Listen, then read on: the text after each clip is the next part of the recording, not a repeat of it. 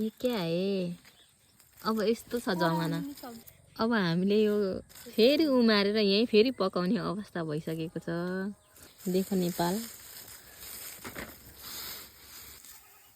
Hello everyone, हामी चाहिँ आज आएको छौँ धान काट्नलाई। कता हो?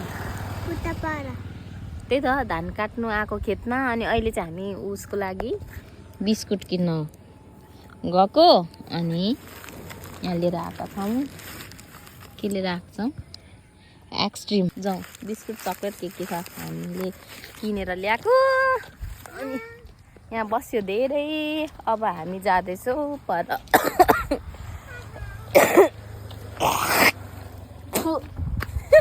टक्कलाई घिन लागेन। लगभग आज हाम्रो धान काटिसक्छ।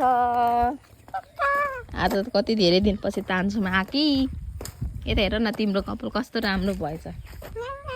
खुब राम्री पो भएको छ त केटी त। भाइ चक्लेट खाने ल। कस्तो छ यो? गुलियो छ? खाएको छौ? यिनीहरू चाहिँ यहाँ साथी गफ गर्दै खाँदैछन्। अब हाम्रो यति त छ। यता यहाँ अलिकति लडेको छ। अनि यहाँनिर यता यति हो। आज सकिहाल्छ।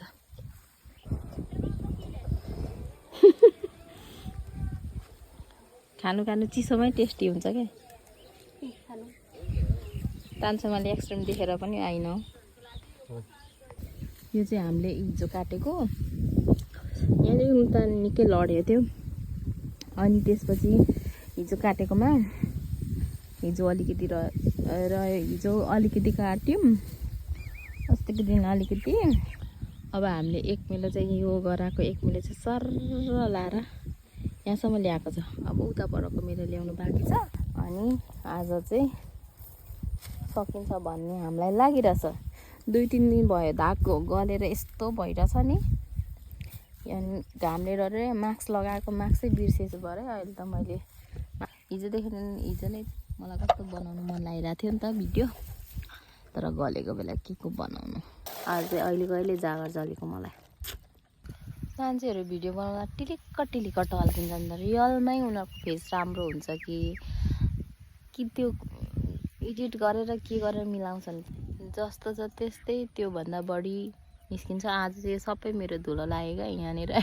कतै अघि तान्छेबाले पुस्दिँदा नि नगएको धुलोहरू छ।